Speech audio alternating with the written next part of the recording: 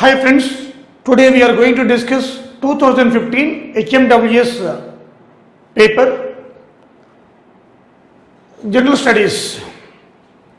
ఇది సెట్ ఏ paper general studies. దీంట్లో first question, who gave the famous slogan educate, organise and agitate? ఈ slogan ఇచ్చింది ఎవరు? First question HMWS paper 2015 మనం discuss చేస్తున్నాం.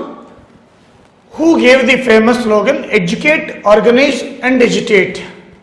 ఈ గొప్ప అద్భుతమైన స్లోగన్ ఇచ్చింది మనకి డాక్టర్ బిఆర్ అంబేద్కర్. ఈ స్లోగన్ ఇచ్చింది ఎవరు? Doctor BR Ambedkar. సో ఈ అంబేద్కర్ గారు మోడ్రన్ మను అంటాం, ద ఫస్ట్ లా మినిస్టర్. మన ఇండియాకి ఫస్ట్ లా మినిస్టర్ ఎవరు అంటే న్యాయశాఖ మంత్రి అంబేద్కర్ గారు. ఫస్ట్ లా మినిస్టర్ మోడ్రన్ మను అంటాం, ఆధునిక మను. మను అనేవాడు వెస్ట్ బెంగాల్లో హిస్టారికల్లీ చూసుకుంటే ఆయన చెబుతూ ఉంటే బ్లైండ్, ఇద్దరు భార్యలు, వాళ్ళు రాస్తూ ఉండేవాళ్ళు అనమాట. మను చరిత్ర అంటాం, ఏది ధర్మమో ఏది న్యాయమో. అందుకని ఈయన్ని మోడ్రన్ మనుతోటి కంపేర్ చేస్తారు. First law minister Ambedkar. అలాగే బుద్ధిస్ట్ కూడా, ఆయన ఒక Buddhist, he followed Buddhist philosophy. అదేవిధంగా framer of the constitution, drafting committee chairman కూడా. సెకండ్ ఇది చూస్తే ఆప్షన్ కార్ల్ మార్క్స్. వీళ్ళ గురించి కూడా చూద్దాం. మన ఆప్షన్ ఏంటి? Ambedkar. Who gave educate, organise and agitate slogan? Doctor BR Ambedkar. Karl Marx ఎవరు? ఈయన జర్మనీది. ఈయన దాస్ క్యాపిటల్ అనే ఒక బుక్ కూడా రాశాడు, ప్రచురించాడు. Das capital, Das capital. అలాగే సర్ప్లస్ వాల్యూ మీద, పరిశ్రమల మీద, లేబర్ మీద అనేక థియరీస్. ఇక ఫిలాసఫర్, ఎకనామిస్టు, మార్కిస్టు అన్నీ కూడా. కార్ల్ మార్క్స్, దాస్ క్యాపిటల్ చాలా పాపులర్, దాస్ క్యాపిటల్. అదేవిధంగా వల్లభాయ్ పటేల్, సర్దార్ వల్లభాయ్ పటేల్. సర్దార్ అంటే చీఫ్ అని అర్థం, సర్దార్ వల్లభాయ్ పటేల్. ఈయన యొక్క బర్త్డే అక్టోబర్ 31, ఏక్తా దివస్. మనం ఏక్తా దివస్ అంటాం, ఏక్తా దివస్. ఇప్పుడు ఈయన విగ్రహమే highest statue in the world, 597 feet. 597 feet. ఇక్కడ కెవాడియా, నర్మదా రివర్ మధ్యలో ఉంటుంది. సర్దార్ వల్లభాయ్ పటేల్ ఎల్ఎన్టీ వాళ్ళు కన్స్ట్రక్షన్ చేశారు.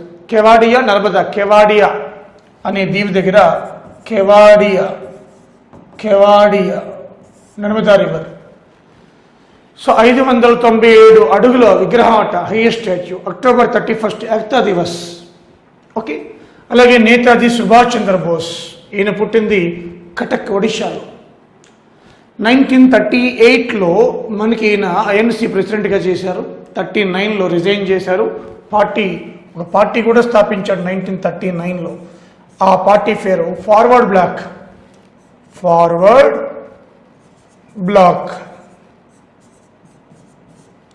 అయితే 1940లో ఈయన్ని బంధించిన బ్రిటిష్ గవర్నమెంట్, కానీ ఎస్కేప్ అయ్యాడు. ఎస్కేప్ అయ్యి 1941లో జర్మనీ పోయాడు. అక్కడి నుంచి మళ్ళా టోక్యో అంటే జపాన్ వచ్చి 1942లో ఆజాద్ హింద్ ఫౌజ్ ఏర్పాటు చేశాడు. ఇది మనకి నేతాజీ సుభాష్ చంద్రబోస్ గురించి. సో నేతాజీ సుభాష్ చంద్రబోస్ గురించి తెలుసుకున్నాం, అంబేద్కర్ గురించి తెలుసుకున్నాం, కార్ల్ మార్క్స్, వల్లభాయ్ పటేల్. ఇచ్చిన ఆప్షన్లో మనకి ఎడ్యుకేట్, ఆర్గనైజ్ అండ్ ఎజిటేట్ అనే స్లోగన్ ఇచ్చింది ఎవరు? అంబేద్కర్. ఇది క్వశ్చన్. ఓకే, నెక్స్ట్ చూద్దాం. Second question, which one of the following is not a feature of the 73rd constitution amendment act? తెలుగులో 73వ రాజ్యాంగ సవరణకు సంబంధించని అంశం. సంబంధించని అంటే కానిది ఏది అని, నాట్ అంటున్నాడు ఇక్కడ. 73వ రాజ్యాంగ సవరణ పంచాయతీ రాజ్ సిస్టమ్ గురించి వర్ణిస్తుంది. 74 మున్సిపాలిటీస్ గురించి వర్ణిస్తుంది. 74 మున్సిపాలిటీసు, 73rd పంచాయతీస్. ఈ పంచాయతీస్లో వీడు ఫస్ట్ ఏమన్నాడు? స్థానిక సంస్థలు అంటే reservation to SC, ST, local bodies. 73rd amendment ఇది చెబుతుందా? కరెక్ట్ అనేది ఎస్.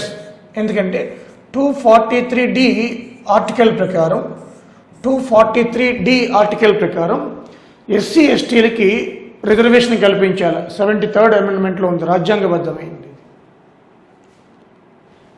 243D. అలాగే రెండోది reservation for women in local bodies. ఇది చూద్దాం. ఈ ఎస్సీ ఎస్టీలతో కలుపుకుని అదర్ ఉమెన్ కూడా ఈ ఆర్టికల్ ప్రకారమే 1/3 రిజర్వేషన్ చేయాలి. ఉమెన్కి 1/3, ఉమెన్కి 1/3, ఉమెన్కి. ఓకే. అలాగే compulsory elections for local bodies with in 5 years. ఇది కూడా మనకి 243E ఉంది. 5 years అయిపోయిన తర్వాత, అంటే 5 years లోపే మనకి ఆ యొక్క ఎలక్షన్ జరపాలి. 243 5 years లోకల్ బాడీస్. ఇక లేనిది ఏది అంటే ఇది reservation for OBC in local bodies. ఇది ఓబీసీకి local bodies reservation VP Singh కాలంలో, అంటే ఫస్ట్ మొరార్జీ దాసే వేశారు కమిటీ. చెప్తాను మీకు ఇది reservation for OBC in local bodies. ఇది ఆన్సర్ కానిది.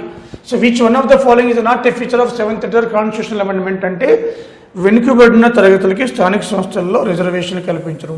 దీనికోసం మాండల్ కమిషన్ వేశారు మొరార్జీ దేశాయ్ గారు. ఇది ఏంటో చూద్దాం. ఓకే. సో ఇప్పుడు ఈ వెనుకబడిన తరగతులకి స్థానిక సంస్థలు రిజర్వేషన్ కల్పించడం చూద్దాం ఒకసారి. దీని మీద 1979లో మొరార్జీ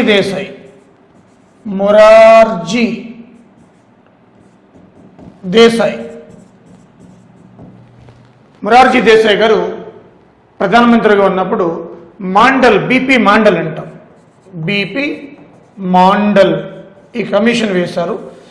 ఆర్థికంగా సామాజికంగా వెనుకబడి ఉన్న వాళ్ళకి రిజర్వేషన్ కల్పించడం 79లో మొరార్జీ దేశాయ్. రిపోర్టు ఇది 80లో వచ్చింది, 1918లో రిపోర్ట్ వచ్చింది. ఆ తర్వాత ఒక 10 yearsకి 1990లో విపి సింగ్ గారు ఈ యొక్క ఓబీసీస్కి రిజర్వేషన్ 27% పబ్లిక్ సెక్టర్ యూనిట్స్లో, ప్రభుత్వ ఉద్యోగాల్లో, కేంద్ర ప్రభుత్వంలో అమలు చేస్తామని ప్రకటించారు. ఎప్పుడైతే ఇది ప్రకటించారో దీనికి ఒక ప్రొటెస్ట్ స్టార్ట్ అయింది. ప్రొటెస్ట్. ఆ ఎడ్యుకేషన్లో ఢిల్లీలో ఒక స్టూడెంట్ కూడా మనకి ఆత్మహత్య చేసుకున్నాడు. చాలా అల్లర్లు జరిగాయి, సుప్రీంకోర్టు వరకు వెళ్ళింది. ఆ తర్వాత సుప్రీంకోర్టు రూలింగ్ తర్వాత 1992 నుంచి ఈ యొక్క 27% రిజర్వేషన్ ఈ ఓబీసీలకు కల్పిస్తున్నారు. అది సో 92 నుంచి, అంటే ఈ రాజ్యాంగం ప్రకారం కాదు, బీపీ మాండల్ కమిషన్ ప్రకారం ఓబీసీలకి రిజర్వేషన్ ఎలా వస్తుంది అంటే బీపీ మాండల్ కమిషన్. 79లో మొరార్జీ దేశాయ్ వేస్తే 90లో విపి సింగ్ మనకి అమలుకు ఆర్డర్ ఇచ్చాడు. అది సుప్రీంకోర్టు వరకు వెళ్ళింది. 2 years తర్వాత సుప్రీంకోర్టు ఆదేశాల మేరకు ఇంప్లిమెంట్ అయింది 1992 నుంచి. సో కాబట్టి ఈ 73వ అధికారంలో లేదు ఏది అంటే మనకి ముఖ్యంగా వెనుకబడిన తరగతులకు స్థానిక సంస్థల్లో రిజర్వేషన్ కల్పించడం. ఇది BP Mandal. Okay. Answer 4. Okay. Third question. The Mandal commission was appointed during the prime ministership of, ఇప్పుడే చెప్పుకున్నాం, మొరార్జీ దేశాయ్. ఎప్పుడు? 1979లో. కానీ ఈ మాండల్ కమిషన్ సజెస్ట్ చేసింది, ఏమని సజెస్ట్ చేసింది? మనకి 55% మంది ఈ ఓబీసీలు ఎకనామికల్లీ సోషల్లీ వెనుకబడి ఉన్నారని చెప్పింది. కానీ ఈ ఆర్డర్ ఇచ్చింది ఎవరు? విపి సింగ్. అంటే ఈ ఓబీసీకి రిజర్వేషన్ ఆర్డర్ ఇచ్చింది ఎవరు అంటే విపి సింగ్. ఇంతకుముందు వచ్చింది, మనం నేర్చుకున్నాం. ఓకే. ఇప్పుడు ఇక్కడ answer, the Mandal commission was appointed during the prime minister of Morarji Desai గారు 79లో. Okay. Next, Dinesh Goswami committee was appointed to deal with, ఇది ఎడ్యుకేషన్ రిఫార్మ్సా, ఎకనామిక్ రిఫార్మ్సా, అలాగే ఎలక్టోరల్ రిఫార్మ్సా, లీగల్ రిఫార్మ్సా? Answer electoral reforms. ఇది దినేష్ గోస్వామి కమిటీ మనకి 1990లో వేశారు. 92 ఎన్నికల రిఫార్మ్స్ మీద. అంటే ఈ యొక్క ధనబలం అంటే ఎన్నికల్లో డబ్బే ప్రధాన పాత్ర పోషిస్తుంది, దాన్ని అరికట్టాలి. సో దాన్ని దినేష్ గోస్వామి కమిటీ 1990లో అపాయింట్ చేశాడు. ఎన్నో రికమెండేషన్స్ ఇచ్చారు. అదేవిధంగా మనకి 1970 నుంచి కూడా వాంచూ కమిటీ వేశారు, దీని మీద ఎలక్టరల్ రిఫార్మ్స్ మీద వాంచూ కమిటీ వేశారు. 1993లో ఓహ్రా కమిటీ వేశారు. 2013లో నోటా నన్ ఆఫ్ ది అబౌవ్ మనం ఫాలో అవుతున్నాం. ఇవన్నీ ఎన్నికల రిఫార్మ్సే, నన్ ఆఫ్ ది అబౌవ్. అలాగే ఎన్నికల ఖర్చు ఇచ్చారు, అంటే నియోజకవర్గానికి ఎంతని, ఎమ్మెల్యేకి ఎంత, ఎంపీకి ఎంత ఖర్చు పెట్టాలి. పెద్ద నియోజకవర్గం అయితే లార్జ్ అంటే ఎంత, స్మాల్ అయితే ఎంత, 70 లక్షల వరకు ఉంది లిమిట్. సో అదేవిధంగా దినేష్ గోస్వామి కమిటీ దేని మీద వేశారంటే ఎలక్టోరల్ రీఫార్మ్స్ మీద వేశారు. ఎప్పుడు వేశారు? 1990 అనమాట. అంతకుముందే ఉన్నాయి కమిటీలు, వాంచు కమిటీ, ఓహరా committee, NOTA none of the above 2013 నుంచి వచ్చింది, none of the above. Okay, so ఇది ముఖ్యంగా మనకి ఈ 3/4 questions. Okay, see 5th question, right to information contributes transparent governance, stable governance, అదేవిధంగా closed governance, dictatorial governance. Dictatorial governance answer అంటే తెలుగులో కూడా చదువుతున్నాను. సమాచార హక్కు దేనికి దోహదపడుతుంది? పారదర్శక పాలన, స్థిర పాలన, రహస్య పాలన, నియంతృత్వ పాలన. పారదర్శక పాలనకి దేనికి ఉపయోగపడుతుంది? పారదర్శకత పాలనకి. అయితే ఇది 2002లో freedom of information act, freedom of information act ఒకటి వచ్చింది. దాని ప్లేస్లో 2005లో మళ్ళా రైట్ టు ఇన్ఫర్మేషన్ ఆర్టీఏ అంటాం, రైట్ టు ఇన్ఫర్మేషన్ యాక్ట్ తీసుకొచ్చారు, ఆర్టీఏ యాక్ట్. ఇది అక్టోబర్ 12 నుంచి అమల్లోకి వచ్చింది. 2005 అక్టోబర్ 12, 2005 అక్టోబర్ 12 నుంచి అమల్లోకి వచ్చింది. ఇంతకుముందు ఫ్రీడమ్ ఆఫ్ ఇన్ఫర్మేషన్ యాక్ట్ 2002 ఉంటుంది. సో దీని ఉద్దేశం ఏంటంటే పారదర్శకత పాలన, అంటే ట్రాన్స్పరెన్స్ గవర్నమెంట్స్. పబ్లిక్ అథారిటీ నుంచి ఎవరి నుంచి అయినా కూడా మనం, ఏ పబ్లిక్ అథారిటీ నుంచి అయినా కూడా ఇన్ఫర్మేషన్ రాబట్టచ్చు. ఓకే, సో దీనికి ఒక పిఐఓ ఉంటారు, పబ్లిక్ ఇన్ఫర్మేషన్ ఆఫీసర్ ఉంటారు. 48 గంటల లోపు వాళ్ళు 48 అవర్స్ వాళ్ళు ఇన్ఫర్మేషన్ ఇవ్వాలి. ఓకే, ఇది మనకు దీనికి సంబంధించి. నెక్స్ట్ 6th క్వశ్చన్ చూద్దాం.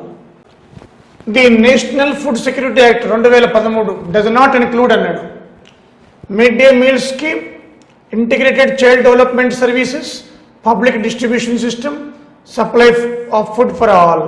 ఇక్కడ ఆన్సరు 4. ఎందుకంటే ఈ సిస్టంలో మనకి 75% రూరల్ పబ్లిక్కి, 50% అర్బన్ పూర్కి సంబంధించింది. అందరికీ కాదు, 75% రూరల్కి, 50% అర్బన్లో ఉన్న పేదవాళ్ళకి, పూర్కి సంబంధించింది. ఇది అందరికీ కాదు. సో ఇక్కడ దీంట్లో mid day meals part of the act, integrated child development services, public PDS system కూడా దీంట్లో, పీడిఎస్ ద్వారానే ఇవి అందించడం జరుగుతుందన్నమాట. సో కాబట్టి supply of food for all ఇది తప్పు. ఇది ఎందుకంటే 75% రూరల్ పీపుల్, రూరల్లో ఉన్న poor people, 50% urban poor, not all. Okay, అలాగే మనకి ఇది చూద్దాం. See 7th question, the consumer protection act envisages its machinery act, the national level, the national state and district level, the national and state level, the state and district level. ఇవి చూస్తే జాతీయ వినియోగదారుల హక్కుల పరిరక్షణ చట్టం ప్రకారం ఏర్పడిన యంత్రాంగం ఏ స్థాయిలో పనిచేస్తుంది?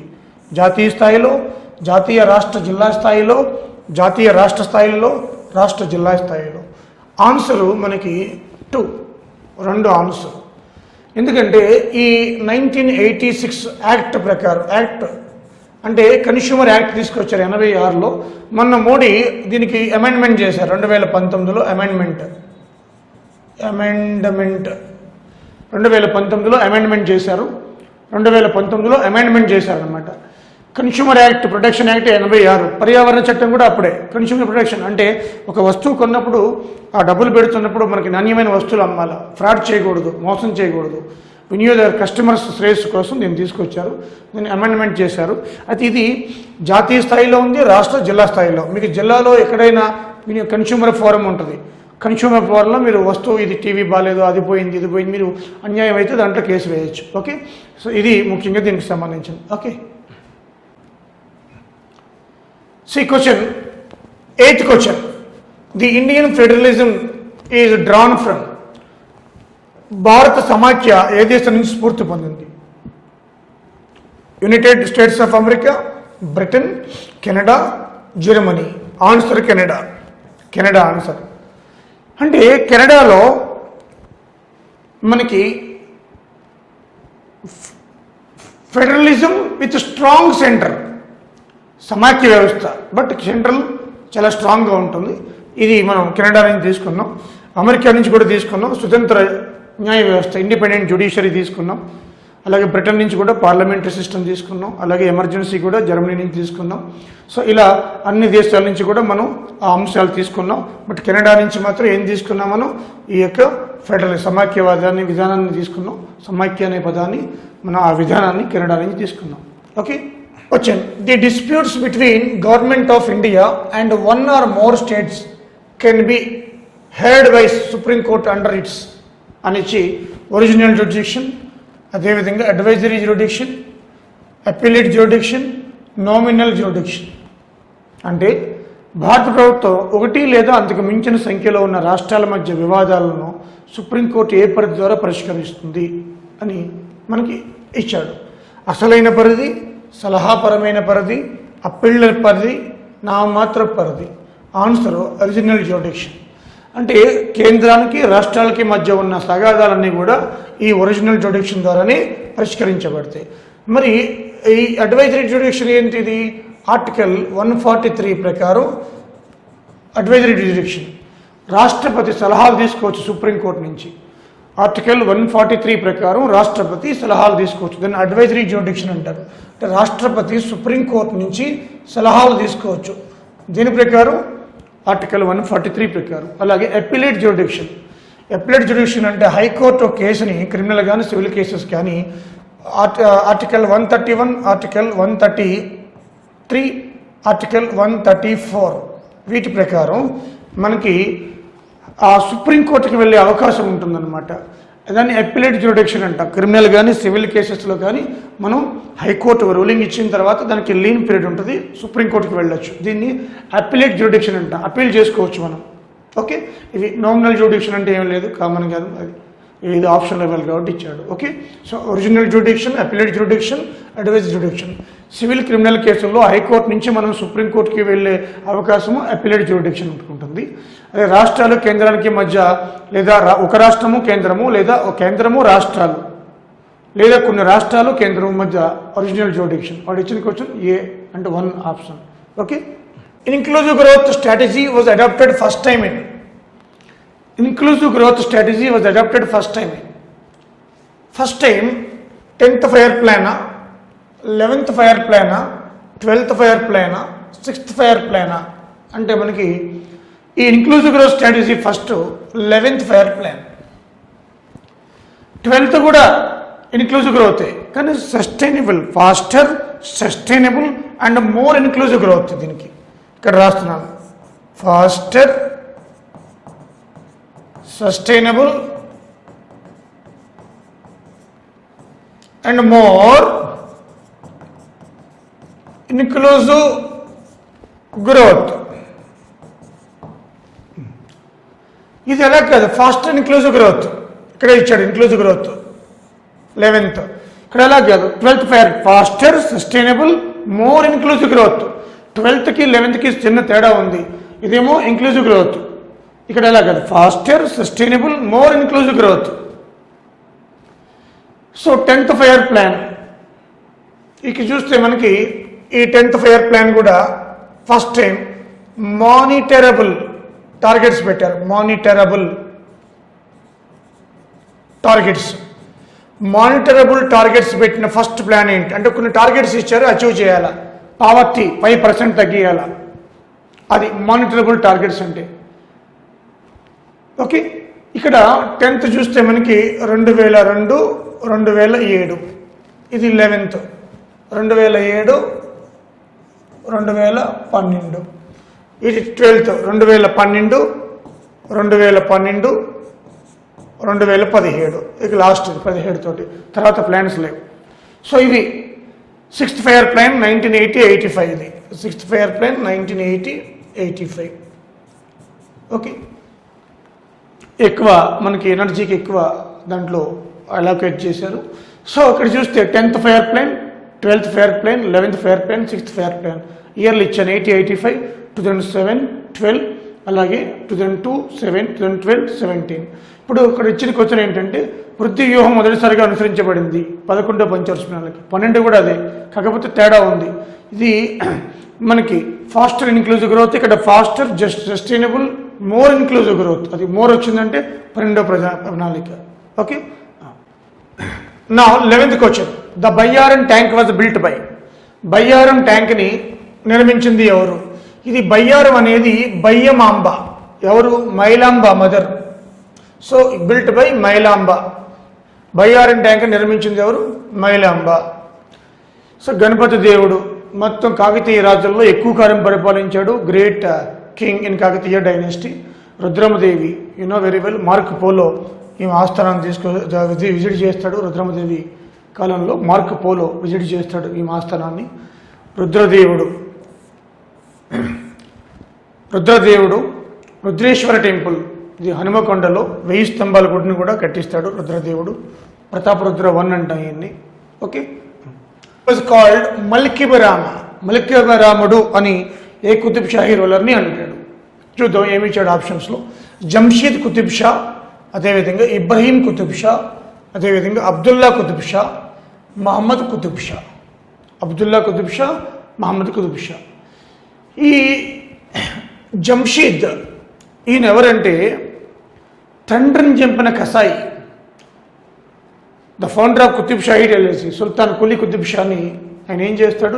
తండ్రిని చంపుతాడు అనమాట. అలాగే వీళ్ళిద్దరూ అన్నదమ్ములు, ఇబ్రహీం కుతుబ్ షా, జంషీద్ కుతుబ్ షా. ఈయన తమ్ముడు, ఈయన అన్న. ఈ అన్నకి వ్యతిరేకంగా తమ్ముడు కుట్రలు పంపుతాడు, ఆ విషయం తెలుస్తుంది. చంపేస్తాడేమో అని ఇబ్రహీం కుతుబ్ షా ఇక్కడికి పోతాడు. విజయనగర సామ్రాజ్యమైన అలియా రామరాయలు, అలియా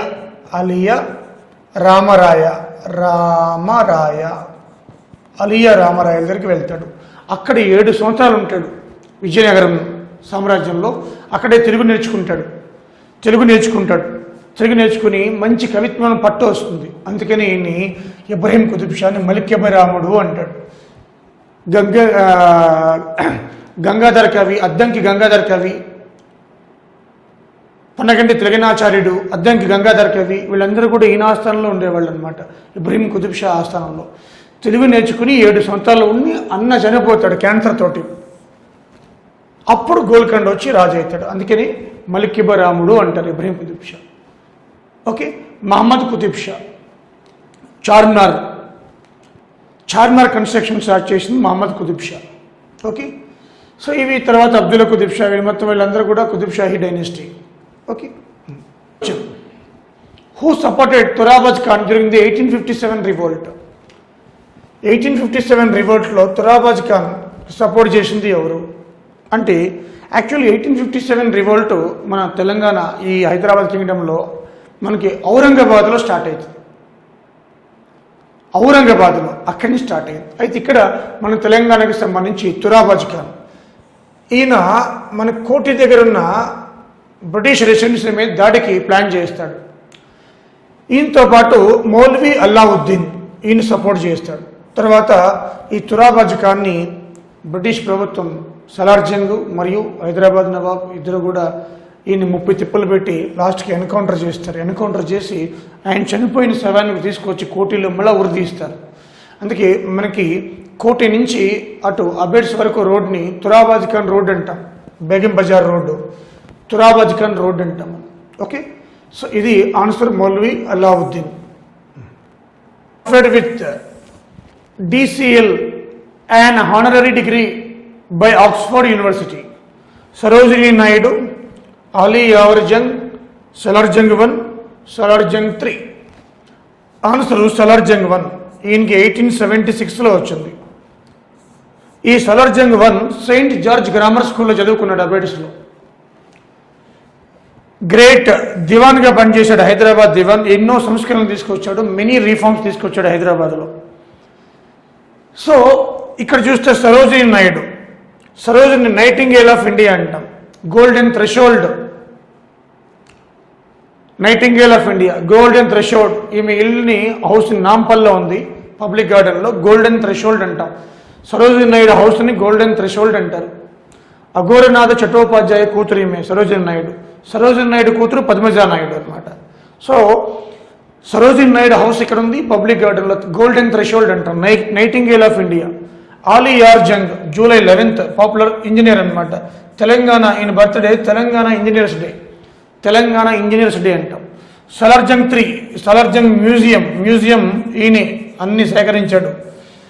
ఈ సలార్జంగ్ మ్యూజియం అది కట్టించింది ఎవరు అంటే 1 or 2 or 3 అంటే సలార్జంగ్ 3 అనమాట.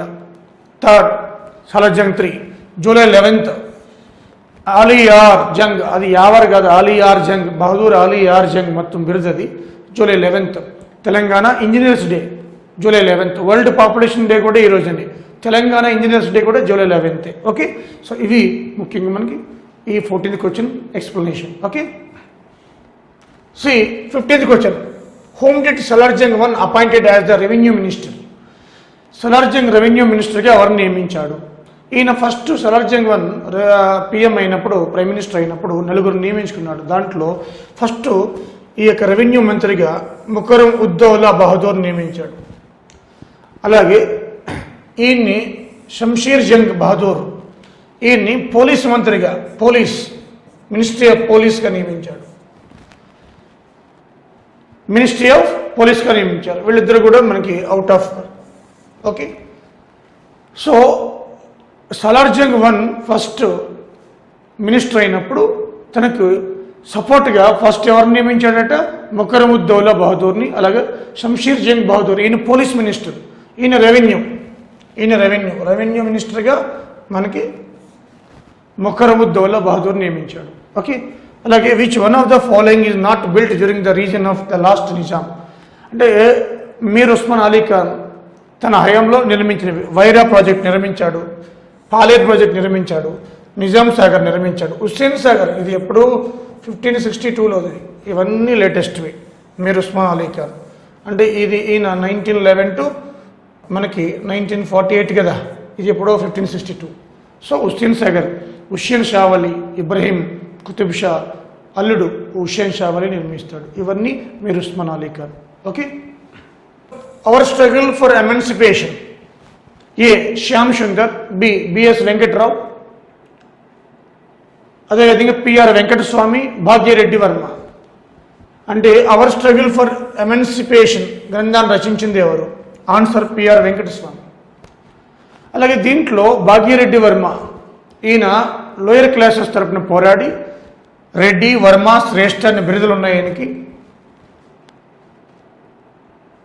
మాదిరి భాగ్యరెడ్డి వర్మ అంటాం పూర్తి పేరు. చాదరగడ్డ స్కూల్ కూడా ఏర్పాటు చేశాడు. అలాగే బిఎస్ వెంకట్రావు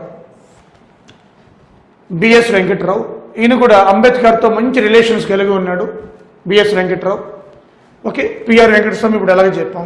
శ్యామ్ సుందర్, సో ఈయన కూడా పాత ఆ తరం నాయకుడు, ఎన్నో గ్రంథాలు రాశాడు, పాటలు కూడా రాశాడు. ఓకే, తర్వాత who are the editors of the Rahbar e Deccan news paper published in Hyderabad? ఇదేంటో చూద్దాం. Who are the editors of the Rahbar e Deccan news paper published in Hyderabad?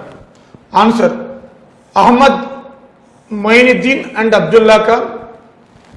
ఇది ఆన్సర్. రెండోది Bahadur Yar Jung and Qasim Razvi, Nizamat Jung and Bahadur Yar Jung, Akbar Hydari and Ahmed Arif.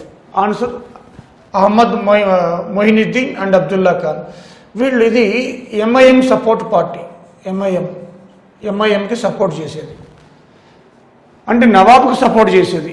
ఈ యొక్క రెహబర్ ఈ డెక్కన్ న్యూస్ పేపరు మనకి ఎంఐఎం పార్టీకి సపోర్ట్ చేసేది. అలాగే కాసిం రజ్వీకి సపోర్ట్ చేసేది. ఈయన కాసిం రజ్వీ ఎంఐఎం అంటే ఈ యొక్క కాసిం రజ్వీ ఎంఐఎంకి లీడర్ అయ్యాడు 46 నుంచి. ఈయన ఇక రాక్షసకాండ అనమాట.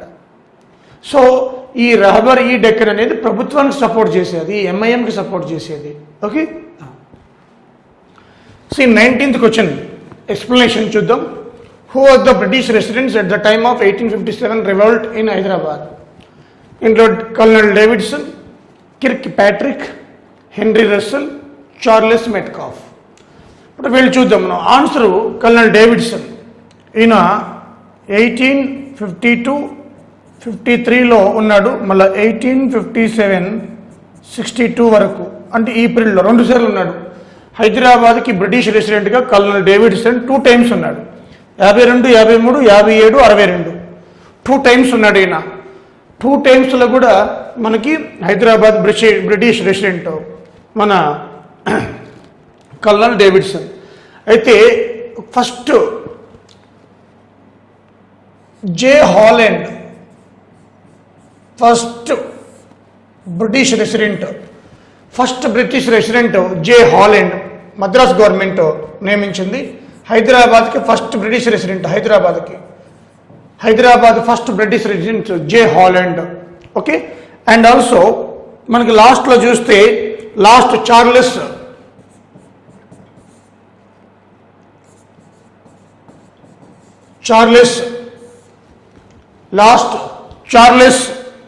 గార్డన్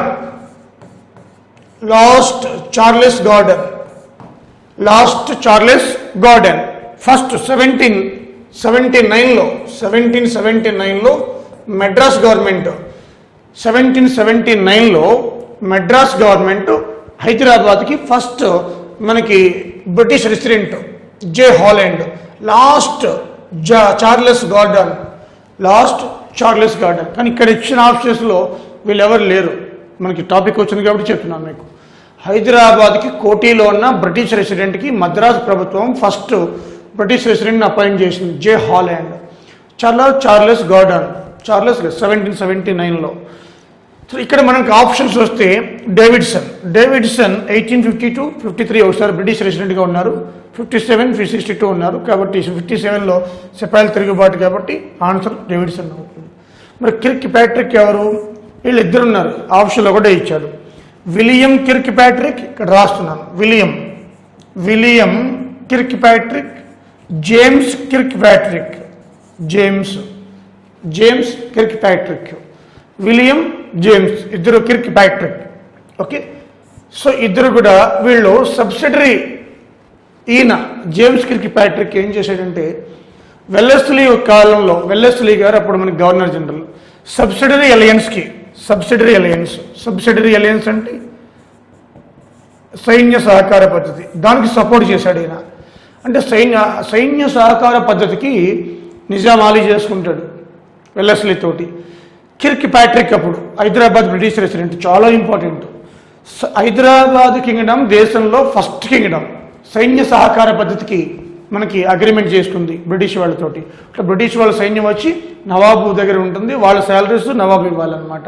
అప్పుడు బ్రిటిష్ రెసిడెంట్ ఇక్కడ కిర్క్ ప్యాట్రిక్ హైదరాబాద్కి, జేమ్స్ కిర్క్ ప్యాట్రిక్ అనమాట. 1798 to 1805 వరకు ఈయన ఉన్నారు. హెన్రీ రస్సెల్ ఈయన 1811 to 1820 వరకు ఉన్నారు హైదరాబాద్కి బ్రిటిష్ రెసిడెంట్గా. ఈయన 1798 to 1805 వరకు ఉన్నారు. ఈయన ఎవరు? Kirk Patrick.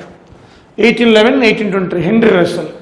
ఈ హెన్రీ రస్సెల్ ఏం చేశాడంటే రస్సెల్ బ్రిగేడ్ అంటాం. రస్సెల్ బ్రిగేడ్ ఇక్కడ రాస్తున్నాను. రస్సెల్ బ్రిగేడ్ అనే కొత్త దళాన్ని 2000 మందితోటి సైన్యాన్ని ఏర్పాటు చేశాడు అనమాట. హైదరాబాద్ కంటింజెన్సీ టీమ్ అంటారు దీన్ని. రస్సెల్ బ్రిగేడ్ 2000 మందిని, వాళ్ళ జీతాలు నవాబు ఇవ్వాలి. ఈ జీతాల కోసమే నవాబు ఏం చేసేవలసి వచ్చిందంటే మనకి అప్పు చేయవలసి వచ్చింది. ఆ అప్పు కూడా పామర్ అండ్ కంపెనీ నుంచి చేశాడు. 60 లక్షల అప్పు పెరిగిపోయింది. 60 లక్షల అప్పు. Henry Russell 1811, 1820. ఈ రస్సెల్ బ్రిగేడ్ని ఎప్పుడు ఏర్పాటు చేశాడు ఈయన? 1816లో. హైదరాబాద్ రక్షక దళం అన్నమాట. దీనివల్ల అప్పులు ఊబిలో కూరుకుపోయాడు మన హైదరాబాద్ నవాబ్. ఆ తర్వాత చార్లెస్ మెట్కాఫ్ వచ్చాడు. ఈయన 1820-25. ఏదైతే పామర్ అండ్ కంపెనీ ఉందో, పామర్ కంపెనీ, ఆ కంపెనీ దోపిడీ చేసేదన్నమాట హైదరాబాద్ నవాబు నుండి. ఈ రస్సెల్ బ్రిగేడ్ వల్ల ఆ అప్పు తెస్తూ ఉండేవాడు. వడ్డీ వేసి బారు వడ్డీ, చక్ర వడ్డీ అని చెప్పి 60 లక్షలు అప్పట్లో అంటే మాటలు కాదు, ఇప్పుడు 60,000 కోట్లు. సో ఆ 60 లక్షల్ని మాఫీ చేయించాడనమాట చార్లెస్ మెట్కాఫ్. చాలా మేలు చేశాడు హైదరాబాద్ సంస్థానానికి. Charles Metcalfe, Henry Russell, Kirkpatrick, Davidson. 1857 రెవల్యూషన్లో ఎవరున్నారు? Colonel Davidson. 2 సార్లు ఈయన మనకి బ్రిటిష్ రెసిడెంట్గా ఉన్నాడు. కిర్క్ ప్యాట్రిక్ సైన్య సహకార పద్ధతి నిజాం అలీ చేసుకున్నప్పుడు ఎవరు Hyderabad British resident? Kirkpatrick. Russell బ్రిగేడ్ని ఏర్పాటు చేసింది ఎవరు? Henry Russell. థామర్ అండ్ కంపెనీతో ఒప్పందం కుదుర్చుకునేది ఎవరు? Henry Russell. హైదరాబాద్ దివాలా తీయడం కారణం ఎవరు? Henry Russell. హైదరాబాద్ సామ్రాజ్యం రక్షించింది ఎవరు? Charles Metcalfe. చూడండి ఎంత ఎక్స్ప్లెనేషన్ వచ్చిందో. ఓకే, సో మనకి ఈ క్వశ్చన్కి answer colonel Davidson. Okay, see 20th question. Who among the following Hyderabad joined Azad Hind Fauj? ఈ ఆజాద్ హింద్ ఫౌజ్ ఎవరు? నేతాజీ సుభాష్ చంద్రబోస్. 1942. సో అక్కడి నుంచి ఒక హైదరాబాదీ అట నేతాజీ సుభాష్ చంద్రబోస్ ఆజాద్ హింద్ ఫౌజ్లో జాయిన్ అయ్యాడట. ఎవరంటే అబిద్ హసన్ సఫ్రాని. ఈయన సెయింట్ జార్జ్ గ్రామర్ స్కూల్లో చదువుకున్నాడు. 1911లో మన హైదరాబాద్లోనే పుట్టాడు ఆయన. 1911లో బోర్న్ ఇన్ హైదరాబాద్ ఐబెడ్స్లో సెయింట్ జార్జ్ గ్రామర్ స్కూల్లో చదువుకున్నాడు. అదేవిధంగా ఇంజనీరింగ్ చేశాడు కూడా. జర్మనీ పోయాడు. జర్మనీ వెళ్ళిన తర్వాత ఇంజనీరింగ్ కోసం జర్మనీ వెళ్ళాడు. అక్కడ మనకి సుభాష్ చంద్రబోస్ తోటి పరిచయం ఏర్పడింది. ఆ విధంగా ఆకర్షితుడయ్యాడు. సో ఆ విధంగా మనకి జర్మనీ లింకులు ఉన్నాయన్నమాట. అబీద్ హసన్ సఫ్రాని ఇక్కడ అబేడ్స్లో సెయింట్ జార్జ్ గ్రామర్ స్కూల్లో చదువుకున్నాడు. 1911లో పుట్టాడు. సో అబీద్ హసన్ సఫ్రాని హైదరాబాద్ నుంచి మనకి ఆజాద్ హింద్ ఫౌజ్లో జాయిన్ అయిన వ్యక్తి అనమాట. అలాగే రామకృష్ణ దూత్, షేక్ మొయినుద్దీన్ వీళ్ళు పెద్దగా పాపులర్ ఏమీ కాదు, కానీ రావి నారాయణ రెడ్డి గారు చూద్దాం. ఈయన కమ్యూనిస్టు, సిపిఐ. నిజాంకి వ్యతిరేకంగా పోరాడాడు. గడీల పాలనకి వ్యతిరేకంగా పోరాడాడు రావి నారాయణ రెడ్డి గారు. ఓకే, ఇవి ముఖ్యంగా మనకి ఈ 19th క్వశ్చన్ ఎక్స్ప్లెనేషన్. ఆన్సర్ మాత్రం Abid Hasan Safrani. Okay, 4th Anglo Mysore war. 4th Anglo Mysore war జరిగినప్పుడు మనకి గవర్నర్ జనరల్ ఎవరు అంటే A Warren Hastings, lord Wellesley, lord Dalhousie, lord Minto. దీంట్లో చూస్తే మనకి లార్డ్ వెల్లెస్లీ ఈయన 4th ఆంగ్లో మైసూర్ వార్ అంటే 1799లో జరిగింది. ఈ 4th ఆంగ్లో మైసూర్ వారిలో టిప్ సుల్తాన్ చంపేశారు. ఎవరు చంపారు? లార్డ్ వెల్లెస్లీ కాదు, ఈయన తమ్ముడు Arthur Wellesley brother Arthur Wellesley kill the Tipu Sultan. అంటే టిప్ సుల్తాన్కి బ్రిటిష్ వాళ్ళకి జరిగింది. టిప్ సుల్తాన్ ఇంటర్నేషనల్ అవుట్లుక్ ఉన్న లీడరు టిప్ సుల్తాన్.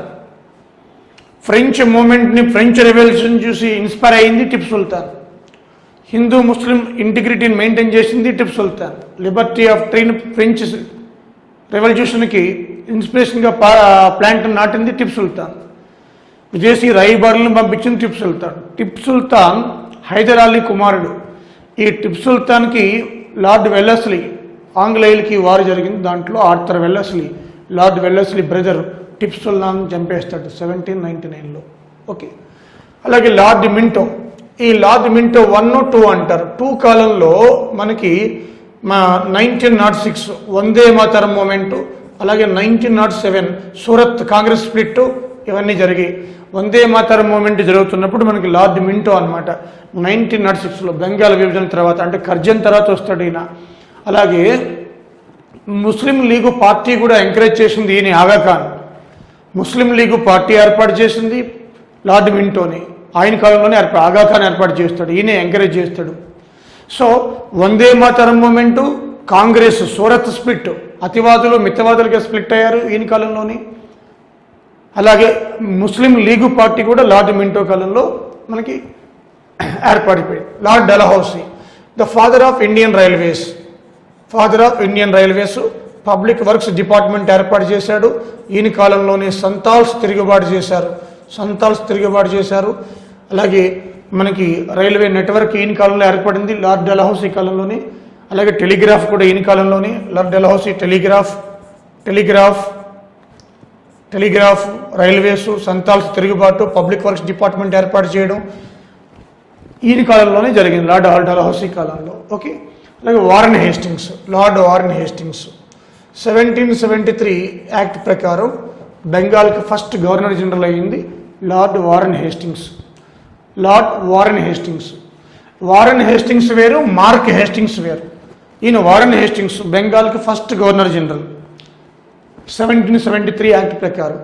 అలాగే మార్క్ హేస్టింగ్స్ అంటే మార్కిస్ హేస్టింగ్స్ అంటాం. నేపాల్ యుద్ధంలో, పిండరి యుద్ధంలో, గోర్ఖాల యుద్ధంలో, 3వ ఆంగ్లో మరాఠా యుద్ధంలో పార్టిసిపేట్ చేశాడు. ఆయన మార్కిస్ హేస్టింగ్స్. మార్కిస్ హేస్టింగ్స్ ఈయన వేరు, మార్కిస్ హేస్టింగ్స్ ఈయన వేరు. ఈయన వారెన్ హేస్టింగ్స్ వేరు, మార్కిస్ హేస్టింగ్స్ వేరు. ఈయన థర్డ్ ఆంగ్లో మరాఠా యుద్ధంలో పార్టిసిపేట్ చేస్తాడు. థర్డ్ ఆంగ్లో మరాఠా యుద్ధంలో అది marquise Hastings. Warren Hastings 1773 act ప్రకారం బెంగాల్కి ఫస్ట్ గవర్నర్ జనరల్ అయింది. గవర్నర్ అయితే Robert Clive, first governor for Bengal Robert Clive, ఇది గవర్నర్ జనరల్. ఓకే, సో ఇది ముఖ్యంగా మనకి ఈ క్వశ్చన్ యొక్క ఎక్స్ప్లెనేషన్. ఇప్పుడు ఆన్సర్ మనకి లార్డ్ వెల్లెస్లీ అనమాట యాజ్ పర్ క్వశ్చన్. ఓకే, కానీ టిప్పు సుల్తాన్ చంపింది ఈ యుద్ధంలో Arthur Wellesley. Okay, see 22 question. Which of the following books was written by Raja Rammohan Roy? Raja Rammohan Roy garu రాసిన పుస్తకం పేరేంటి? Gift to monotheist, whither India, destiny of human life, Neel Darpan.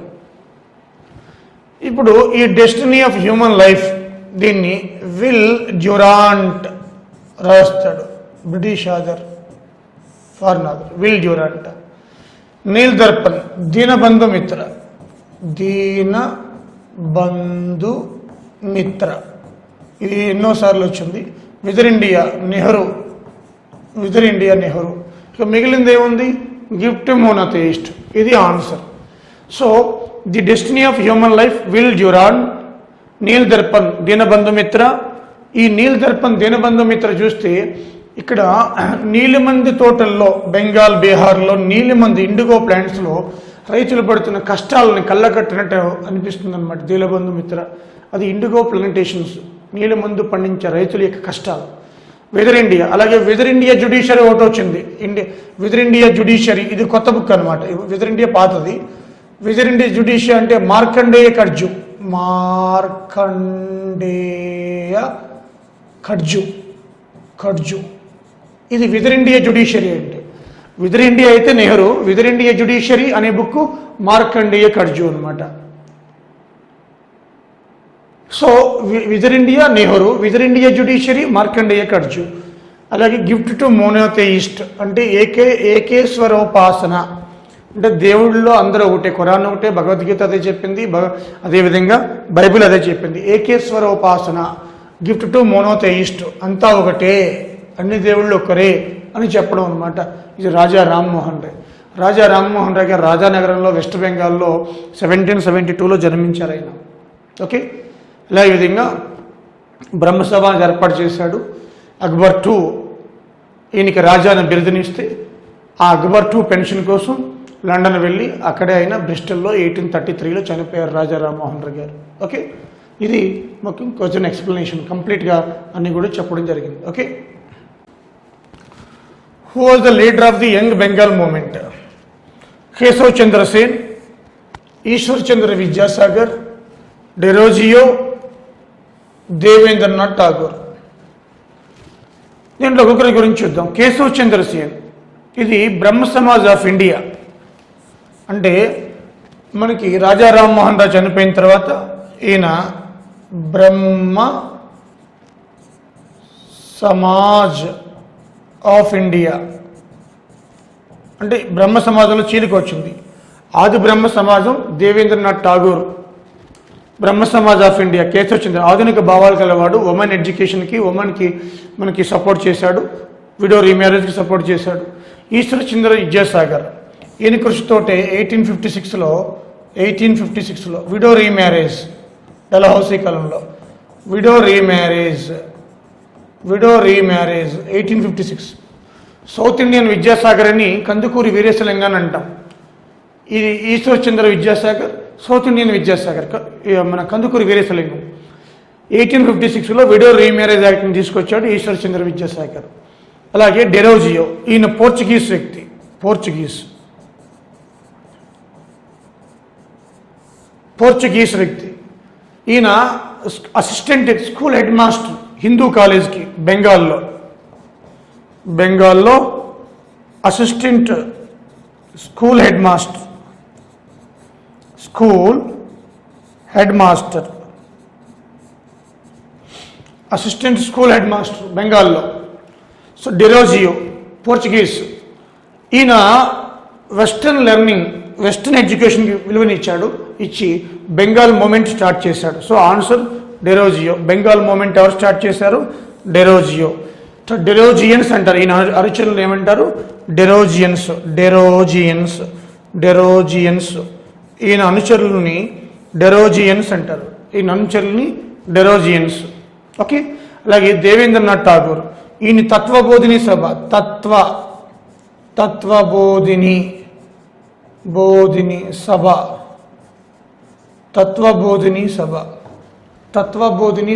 డెరోజియన్స్. Devendranath Tagore Tattvabodhini Sabha. Okay. అలాగే బ్రహ్మ సమాజంలో కూడా యాక్టివ్ రోల్ పార్టిసిపేట్ చేశాడు. సో ఇచ్చిన ఆన్సర్ ప్రకారం డెరోజియో. ఇవన్నీ ఇంపార్టెంటే. సో విడో రీమ్యారేజ్ని తీసుకొచ్చింది ఎవరు చట్టాన్ని? డెలహౌసీ కాలంలో 56లో ఈశ్వర్ చంద్ర విద్యాసాగర్. కేశవ్ చంద్ర సేన్. ఈయన బాల్య వివాహాలకు వ్యతిరేకంగా పార్టిసిపేట్ చేశాడు. అలాగే బాల్య వివాహాల చట్టాన్ని కూడా తీసుకొచ్చాడు. ఓకే. అలాగే డెరోజియో ఇప్పుడే చెప్పాను. Devendranath Tagore Tattvabodhini Sabha. Okay. 24th question. Doctor BR Ambedkar, Jyotiba Phule, GH Deshmukh, Gopal Hari Deshmukh, MG Ranade. ఇప్పుడు చూద్దాం. BR Ambedkar, chairman of drafting committee. You know very well drafting committee, chairman, framer of the constitution చెప్పుకున్నాం. గోపాల్ హరి దేశ్ముఖ్, ఈయన లోకహితవాది అంట. లోకహితవాది. ఇది పెన్ నేమ్. ఇది ఈయన కలం పేరు, పెన్ నేమ్. ఈయన కూడా గోపాల్ మహారాష్ట్ర. ఈయన కూడా మహారాష్ట్రే. లోకహితవాది. ఇక్కడ ఉన్న వాళ్ళందరూ మహారాష్ట్రలో సేవ చేసిన వాళ్ళు. మహారాష్ట్ర. అంబేద్కర్ ఎంపీలో పుట్టిన మహారాష్ట్రలోని మొత్తం అంతా గడిపాడు. So Lokahitawadi pen name. Lokahitawadi అని ఎవరినంటాం? గోపాల్ హరి దేశ్ముఖ్. అంటే నిమ్న వర్గాలకు సపోర్ట్ చేశాడు. ఎంజి రన్నడే, ఈయన ఫాదర్ ఆఫ్ మనకి teacher of Gandhi. Teacher of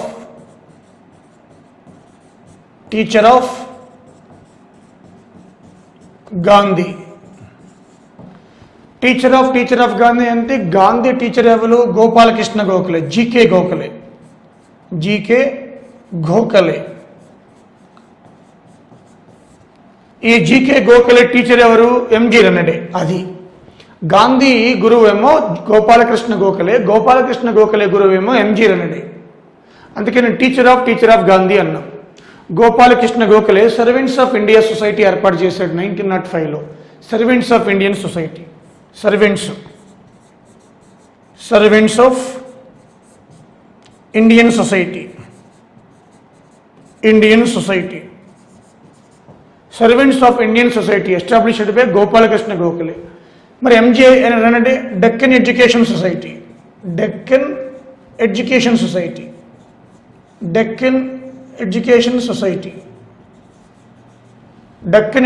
society మనకి ఎంజి రన్నడే. సో జిహెచ్ దేశ్ముఖ్ లోకహితవాది అంటాం. అంబేద్కర్ తెలుసు. ఇక మిగిలింది జ్యోతిబా పూలే. ఈయన ఏప్రిల్ 11న పుట్టాడు. ఏప్రిల్ 11. అన్టచబిలిటీకి వ్యతిరేకంగా పోరాడాడు మహారాష్ట్ర. అన్టచబిలిటీకి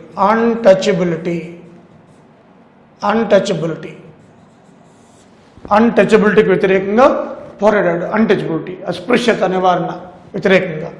అలాగే ఈయన బుక్స్ గులాంగిరి,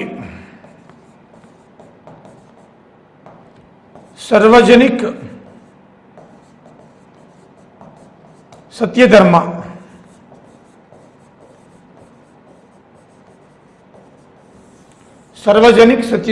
గులాంగిరి, సార్వజనిక్ సత్యధర్మ. ఈ రెండు బుక్స్ మనకి జ్యోతిబా పూలే రాశారు. Jyotiba Phule birthday April 11. Deccan education సొసైటీని MG Ranade. Teacher of Gandhi teacher Gokhale teacher MG Ranade. Lokahitawadi అని ఎవరికి పేరు? జిహెచ్ గోపాల్ హరి దేశ్ముఖ్కి పెన్ నేమ్ కూడా అది. ఓకే, ఆర్య సమాజ్ని ఏ సంవత్సరంలో 1875 1861 74 1818 1875. దీన్ని మూలశంకరుడు అంటే దయానంద సరస్వతి. ఆర్య సమాజ్ని మనకి దయానంద సరస్వతి మూలశంకరుడు అంటాం. మూలశంకర ఈయన గుజరాత్. ఈయనకి దయానంద సరస్వతి అని పేరు. దయానంద సరస్వతి మూలశంకరుడు అంటాం, దయానంద సరస్వతి. ఈయన గుజరాత్ రాష్ట్రం. సో ఈయన ఆర్య సమాజ్ని ఏర్పాటు చేశాడు 1875లో. ఎక్కడ? ముంబై కేంద్రంగా. ముంబై కేంద్రంగా ఏర్పాటు చేయడం జరిగిందనమాట. అయితే ఈ యొక్క దయానంద సరస్వతి ఏమంటాడంటే, గో బ్యాక్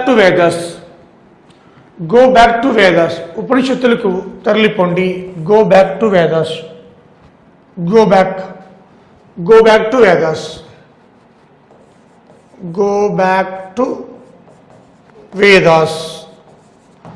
ఉపనిషత్తులకు తరలిపోండి అనడం జరుగుతుంది అని పిలుపునిచ్చాడు అన్నమాట, స్లోగన్. సో ఈ ఆర్య సమాజమే కౌ స్లాటరింగ్ అంటే జంతువధను, ముఖ్యంగా ఆవులు చంపడాన్ని వ్యతిరేకించింది అనమాట. 1892లో మనకి ఒక శుద్ధి మూమెంట్ స్టార్ట్ చేసింది. అలాగే ఎగెనిస్ట్ కౌ స్లాటరింగ్ ఒక మూమెంట్ స్టార్ట్ చేసింది అనమాట. ఓకే, ఈ ఆర్య సమాజం మూలంగానే హిందూ ముస్లిమ్స్కి గొడవలు వచ్చాయి అనేది మనకు చెప్తూ ఉంటారు జనరల్గా. So Arya Samaj. Okay, next 26వ question. Who led the Bardoli Satyagraha? Vallabhbhai Patel, Motilal Nehru, Rajendra Prasad, Jayaprakash Narayan. మనం చూస్తే బార్డోలి సత్యాగ్రహం ఇది గుజరాత్లో జరిగింది. వల్లభాయ్ పటేల్ లీడర్. ఇది ట్యాక్స్ మూమెంట్ అంటే యాంటీ ట్యాక్స్ మూమెంట్. పన్నులు కట్టకుండా మనకి ఈ ముంబై ప్రెసిడెన్సీ పన్నులు కట్టమని, వ్యవసాయ పంటలు పండు సరిగా పన్నులు ఎక్కువ వేస్తుంది, దాన్ని కట్టకుండా గాంధీ పిలుపునిస్తాడు.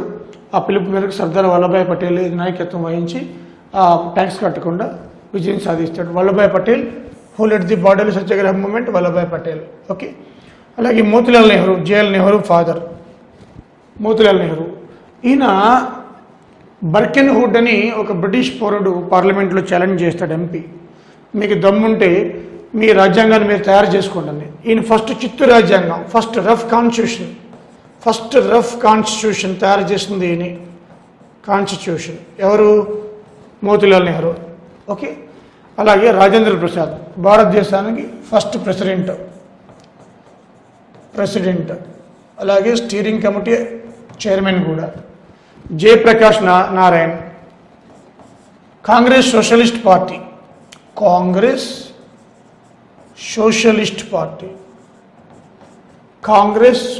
పార్టీ ఏర్పాటు చేయడంలో కీలక పాత్ర వహించాడు Jayaprakash Narayan. Okay, Congress socialist party. Okay, అలాగే హైదరాబాద్ వచ్చినప్పుడు జాయిన్ ఇండియా మూమెంట్ ఈయనతో స్టార్ట్ అయింది. తర్వాత రామానంద తీర్థ, జాయిన్ ఇండియా మూమెంట్. ఈయన వచ్చి వెళ్ళిన తర్వాత వీడిని మనకి బహిష్కరిస్తుంది, రాజ్య బహిష్కరణ నిజాం గవర్నమెంట్. తర్వాత join India moment start. Join India moment ప్రకటించింది ఫస్ట్ జయప్రకాష్ నారాయణ్, తర్వాత రామానంద తీర్థ. ఓకే, సో ఇవి ముఖ్యంగా ఈ యొక్క 26 క్వశ్చన్స్ సంబంధించి explanations. Okay, among the following was not a member of the Congress socialist party. ఈ కాంగ్రెస్ సోషలిస్ట్ పార్టీలో మెంబర్ కాని వాళ్ళు ఎవరు? జయప్రకాష్ నారాయణ్, ఆచార్య నరేంద్ర దేవ్, అచ్యుత్ పట్వర్ధన్, మోతీలాల్ నెహ్రూ. ఇది ఆన్సర్ మోతీలాల్ నెహ్రూ. ఈ కాంగ్రెస్ సోషలిస్ట్ పార్టీని 1934లో స్థాపించారు. స్థాపించిన వారిలో Jayaprakash Narayan, Acharya Narendra Dev, Achyut Patwardhan, NG Gore, Ashok Mehta, MR Masani, ML Dantwala వీళ్ళందరూ ఉన్నారు. NG Gore, Ashok Mehta, MR Masani, ML Dantwala. ఒక్క మోతీలాల్ నెహ్రూ మాత్రం లేరు దీంట్లో. JL Nehru father. సో వీళ్ళందరూ జయప్రకాష్ నారాయణ్, అచ్యుత్ పట్వర్ధన్, ఆచార్య నరేంద్ర దేవ్ వీళ్ళందరూ కూడా a part of Congress socialist party. Okay, next 28 question. Which book of Tolstoy influenced the Mahatma Gandhi? The nation, war and peace, honesty, the kingdom of God is within you. ఇది the kingdom of God is within you. Gandhi ఈ book inspire అయ్యారట. అలాగే ఇంకో book కూడా ఉంది, రస్కిన్ది, Gandhi inspire అయిన book Ruskin, unto last.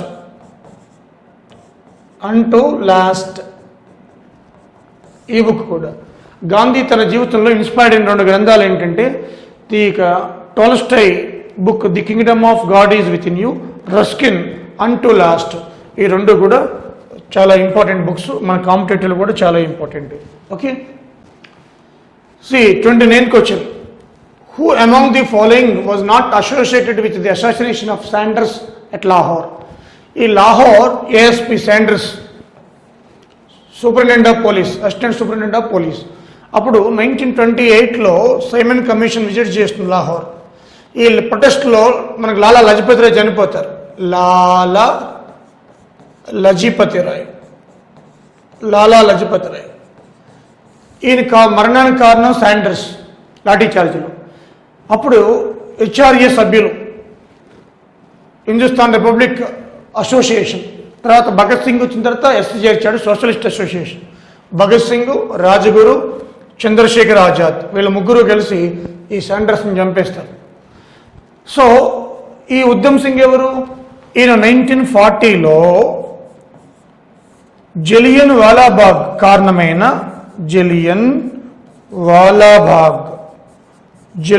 Walabagh కారణమైన మైకేల్ ఓ డయర్ని చంపేస్తాడు. మైకేల్ ఓ డయర్ లండన్లో చంపుతాడు. అప్పుడు ఆయన ఉరిదీస్తారు 1940లో.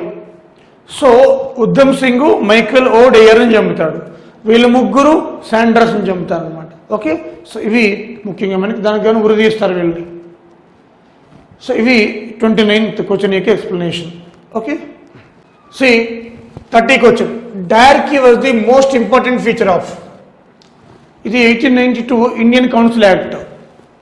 ఇది ఇండైరెక్ట్ ఎలక్షన్స్, ఇండియాలో ఇండైరెక్ట్ ఎలక్షన్స్ దారితీస్తుంది. ఇండైరెక్ట్ ఎలక్షన్స్ అంటే ఓట్ రైట్, ఇది డైరెక్ట్ ఓట్ రైట్. దీన్ని మింటో మోడల్ రిఫార్మ్స్ అంటాం. Separate electorate for Muslims, separate electorates for ముస్లిమ్స్కి ప్రత్యేక నియోజకవర్గాలు, ఓటు హక్కు 1909 యాక్ట్ ప్రకారం వచ్చింది. ఇండైరెక్ట్ ఎలక్షన్స్ 1892, అలాగే 1990 యాక్ట్, ఇది డయార్కీ. అంటే లోకల్ గవర్నమెంట్లో పార్టిసిపేషన్ ఆఫ్ ఇండియన్స్. అలాగే 1935 యాక్ట్ కూడా అంతే. మనకి రాజ్యాంగంలో ఎక్కువ పార్ట్ 60% మన కాన్స్టిట్యూషన్లో ఈ 1935 యాక్ట్ నుంచే తీసుకున్నాం. సో గవర్నర్ సిస్టమ్ కూడా అక్కడి నుంచే, ఈవెన్ యూపీఎస్సీ కూడా అక్కడి నుంచే, ఫెడరల్ పబ్లిక్ సర్వీస్ కమిషన్ కూడా 35 యాక్ట్ నుంచే. సో 60% అక్కడి నుంచే తీసుకున్నాం. గవర్నర్ సిస్టమ్ కూడా అక్కడి నుంచే తీసుకున్నాం. ఓకే, సో 1990 యాక్ట్ డయార్కీకి మార్గం సుగమం చేసింది. అంటే పార్టిసిపేషన్ ఆఫ్ ఇండియన్ ఇంటూ మనకి లోకల్ గవర్నమెంట్, అది డయార్కీ అండి. ఓకే, సో ఇది ఆన్సర్ ఇప్పుడు మనకి 3. ఓకే.